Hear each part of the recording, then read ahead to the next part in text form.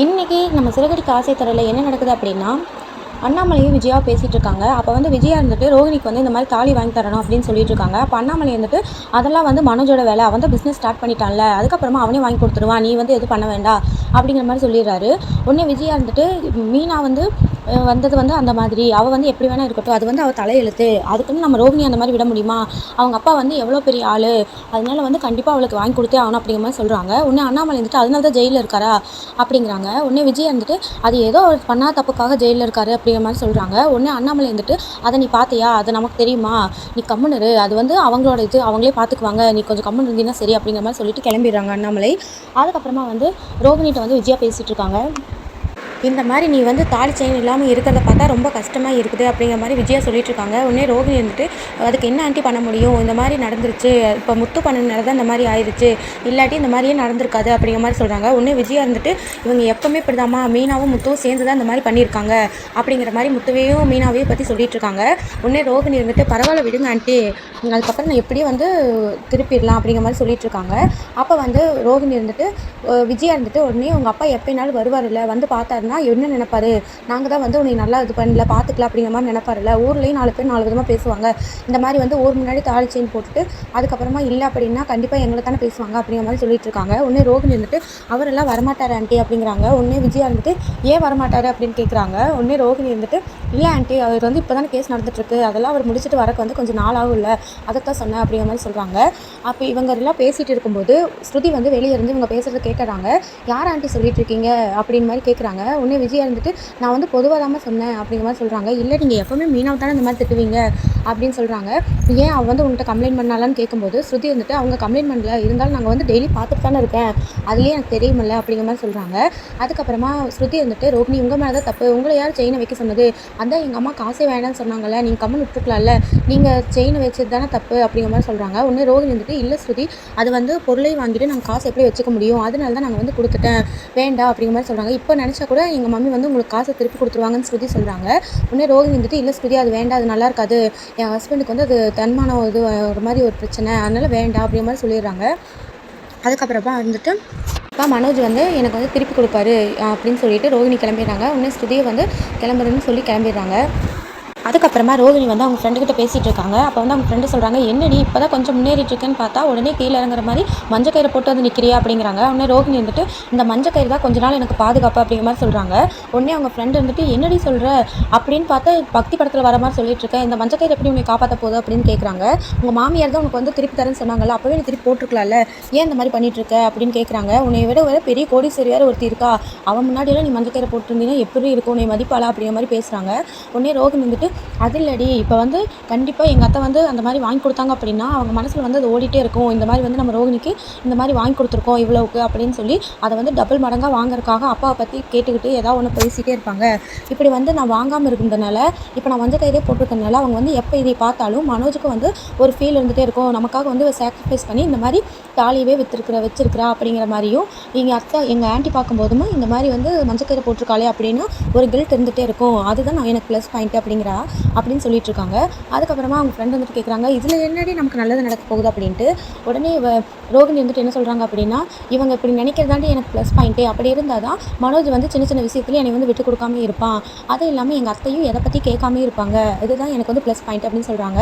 உடனே அவங்க ஃப்ரெண்ட் வந்துட்டு எப்படி நல்லது நடந்தால் சந்தோஷம் தான் அப்படின்னு சொல்லிடுறாங்க. முத்து வந்து வீட்டுக்கு வராங்க. அப்போ மீனா வந்து மாலை கட்டிகிட்டு இருக்காங்க. அப்போ வந்து ரொம்ப டயர்டாக இருக்காங்க. அப்போ வந்து முத்து வந்துட்டு இந்த மாதிரி வந்து எனக்கு சவாரியே வரல,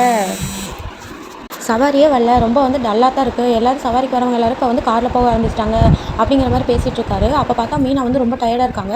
என்னன்னு போய் பார்த்தா அவங்களுக்கு வந்து ரொம்ப உடம்பு சரியில்லாமல் இருக்குது. உடனே வந்து முத்து வந்துட்டு சரி வா டாக்டர்கிட்ட போகலாம், மெடிக்கல் ஷாப்லையாவது மாத்திரை வாங்கி சாப்பிட்டியா, நீ ஏன் இப்படி இருக்க, டாக்டர்கிட்ட வந்து கன்சல்ட்டிங் இல்லாமல் வந்து நம்ம மாத்திரை வாங்கி சாப்பிடக்கூடாது, வா நம்ம ஹாஸ்பிட்டலில் போகலாம் அப்படின்னு கூப்பிட்றாரு. உடனே மீனா வந்துட்டு நான் ஹாஸ்பிட்டலெலாம் வரல, இது சாதாரண காய்ச்சல் தான், மெடிக்கல்லேயே வந்து மருந்து வாங்கிட்டு வாங்க அப்படிங்கிற மாதிரி சொல்கிறாங்க.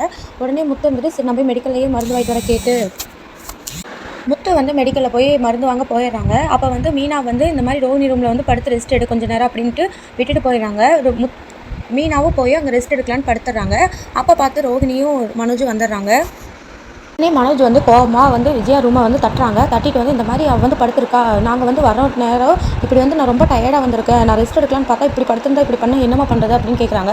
உடனே யாரா படுத்திருக்கா இவளா அப்படின்ட்டு மீனா வந்து பார்க்குறாங்க. அப்போ வந்து அண்ணாமலை வந்திருக்காங்க. எதுக்கு இப்படி கத்திட்டு இருக்கீங்க, அவள் ஏதோ டயர்டாக இருந்திருப்பா போல, ஈவினிங்கே வந்து ரொம்ப டயர்டாக தான் இருந்தா, அதனால தான் படுத்திருப்பா, இல்லாட்டி அவள் எப்பவுமே வந்து இந்நேரத்துக்கால தூங்கவும் மாட்டா அப்படிங்கிற மாதிரி சொல்கிறாங்க. அதுக்கப்புறமா அவள் கொஞ்ச நேரம் படுத்துட்டு போகிறா, முத்து வர வரைக்கும் நீ வந்து மீனாவை எழுப்ப வேண்டாம் அப்படின்னு சொல்லிட்டு அண்ணாமலை உள்ளே போயிடுறாரு. ரூமுக்கு போயிட்டு சாத்திடுறாரு. அதுக்கப்புறமா வந்து விஜய் வந்துட்டு இருறா நான் பார்த்துக்கிறேன் அப்படின்ட்டு போய் மீனா வந்து அவசரமாக எழுப்புறாங்க. உடனே வந்து வெளியே வந்து இழுத்து தள்ள வராங்க. அப்போ வந்து முத்து வந்து பார்த்துறாங்க. முத்து வந்துட்டு என்னமோ சொல்ல வந்தீங்களே சொல்லுங்கள் அப்படிங்கிறாங்க. அவள் வந்து உடம்பு சரியில்லாமல் தான் படுத்திருந்தா, எதுக்கு இந்த மாதிரி பண்ணிட்டு இருக்கீங்க அப்படின்னு கேட்க விஜயா வந்துட்டு ஏன்னா அவனே வந்து இந்த மாதிரி டயரில் வந்து படுக்க வந்திருக்கிறா, அப்போ பார்த்து இவள் போய் துண்டை போட்டு சீட்டு பிடிக்கிற மாதிரி போய் படுத்துருக்கிறா, அது நேற்று வந்து இந்த மாதிரி தான் வந்து மனோஜ் முன்னாடியே வந்து தூங்கிட்டானால இவள் வந்து இந்த மாதிரி பண்ணுறா ரூம் பிடிக்கிறக்காக அப்படிங்கிற மாதிரிலாம் விஜயா பேசிடுறாங்க. உடனே அண்ணாமலை வெளியே வந்துடுறாரு. உன்னை இதனால தான் வந்து அவள் போய் எழுப்ப வேண்டாம்னு சொன்னேன், நீ எதுக்கு போய் மீனாவை எழுப்பினேன், நான் தான் முத்து வர வரைக்கும் வெயிட் பண்ணு சொன்னேன்ல அப்படிங்கிறாங்க. உடனே வந்து மீனா இருந்துட்டு ரவி ஸ்ருதி வந்துடுறாங்க. உடனே மீனா இருந்துட்டு வாங்க உங்கள் ரெண்டு சாப்பாடு எடுத்து வைக்கிறேன்னு போகிறாங்க. உடனே முத்து இருந்துட்டு நீ முதல்ல நில்லு, நீ இப்படி எல்லாத்துக்கும் பண்ணிவிட செய்யறனால தான் உன்னை வந்து இந்த நிலைமை கொண்டு வந்து வச்சிருக்காங்க, கம்முன்னு அப்படின்னு சொல்கிறாங்க. உடனே வந்து மனோஜ் இருந்துட்டு என்னால் வந்து வெளியெல்லாம் தூங்க முடியாது, எனக்கு வந்து ரூம் வேணும், நான் வந்து எத்தனை டீலர் பார்க்குறேன், நான் வந்து ரொம்ப கஷ்டப்படுறேன் அப்படிங்கிற மாதிரி சொல்லிட்டு இருக்காரு. உடனே ரவி இருந்துட்டு எல்லாரும் தானே கஷ்டப்படுறாங்க, எல்லா ஜாப்பும் தான் கஷ்டம், நீ மட்டுமா கஷ்டப்படுற வேலைக்கு போகிற அப்படிங்கிறாங்க. உடனே முத்து வந்து மனோஜ் இருந்துட்டு இவனால என்னடா ஒரே இடத்துல உட்காந்து கார் ஓட்டுற வேலையை என் வேலைன்னு நினச்சிக்கிட்டேன் அப்படிங்கிற மாதிரி சொல்கிறாரு. உடனே முத்து இருந்துட்டு ஆமாம் இப்போ தான் தெரியுது உனக்கு அப்படிங்கிற மாதிரி சொல்கிறாங்க. உடனே ரவி இருந்துட்டு 2 நாள்லேயே இவ்வளோ இது பண்ணிக்கிற அப்படிங்கிற மாதிரி கேட்குறாங்க. உடனே ரோகிணி இருந்துட்டு இந்த மாதிரி உங்கள் டேர்ன் வரும்ல அப்போ தெரியும் ஸ்ருதி உங்களுக்கு, அவங்களுக்காக நீங்கள் வந்து சப்போர்ட் பண்ணிட்டு இருக்காங்க அப்படிங்கிற மாதிரி சொல்கிறாங்க. ஸ்ருதி இருந்துட்டு இல்லை அவங்க காய்ச்சல்னு இப்போ தானே படுத்திருக்காங்க, அதனால தான் நான் சொன்னேன் அப்படிங்கிறாங்க. அதுக்கப்புறமா ஸ்ருதி இருந்துட்டு இந்த மாதிரி என் டேர்ன் வரும்போது நான் வந்து எங்கள் அம்மா வீட்டுக்கு போயிடுவேன், 1 வீக் வந்து நான் அங்கே தான் இருப்பேன் அப்படின்னு சொல்லிட்டு கிளம்பி போகிறாங்க ரூமுக்கு. உடனே விஜயா வந்து என்னம்மா சொல்கிறா இப்படி சொல்கிறே அப்படின்னு கேட்கவும் ரவி இருந்துட்டு எனக்கு இப்போ தான் தெரியும் இந்த ஐடியாவில் இருக்கான்னு அப்படிங்கிற மாதிரி சொல்கிறாங்க. உடனே விஜயா இருந்துட்டு ஒரு வாரத்துக்கெல்லாம் நீ வந்து உங்கள் வீட்டுக்கு போனீங்கன்னா எப்படிமா இருக்கும், அவங்க என்னமா நினைப்பாங்க அப்படிங்கிறாங்க.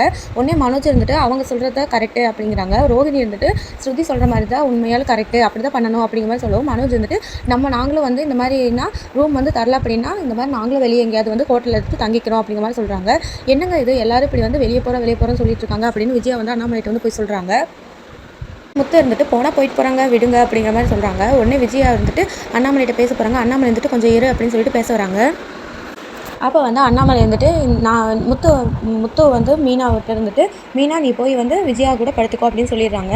அதுக்கப்புறமா வந்து அப்போ நீங்கள் எங்கே படுப்பீங்க அப்படின்னு விஜயா கேட்கவும் நான் வந்து மனோஜ் கூட படுத்துக்கிறேன், இங்கே முத்து கூட படுத்துக்கிறேன் அப்படின்னு சொல்கிறாங்க. உடனே மனோஜ் வந்துட்டு எங்களுக்கு வந்து கண்டிப்பாக ரூம் வேணும் அப்படிங்கிறாரு. உடனே மனோஜ் நீ எங்கள் கூட படுத்துக்கோ அப்படின்னு அண்ணாமலை சொல்லிடுறாரு. அப்போ ரோகிணி அப்படிங்கிற மாதிரி கேட்குறாங்க. உடனே வந்து அண்ணாமலை இருந்துட்டு ரோகிணி வேணால் விஜயா கூடயும் மீனா கூடயும் அங்கேயே படுத்துக்கிட்டோம் அப்படிங்கிற மாதிரி சொல்லிடுறாங்க. ரோகிணி இல்லாமல் எப்படிப்பா அப்படின்னு கேட்கவோ உடனே எல்லோரும் பார்க்குறாங்க. உடனே மனோஜ் இருந்துட்டு கோபமாக உள்ளே போயிடுறாரு. அதுக்கப்புறமா வந்து மீனா வந்து உள்ளே படுக்கிறதுக்காக வராங்க. அப்போ வந்து விஜயா இருந்துட்டு தர இல்லாதவங்க கூட எல்லாம் படுக்க வேண்டியதாக இருக்குது, என்ன பண்ணுறது அப்படிங்கிற மாதிரி பேசுகிறாங்க. அதோட இன்றைக்கி எபிசோட் முடிஞ்சது. நன்றி.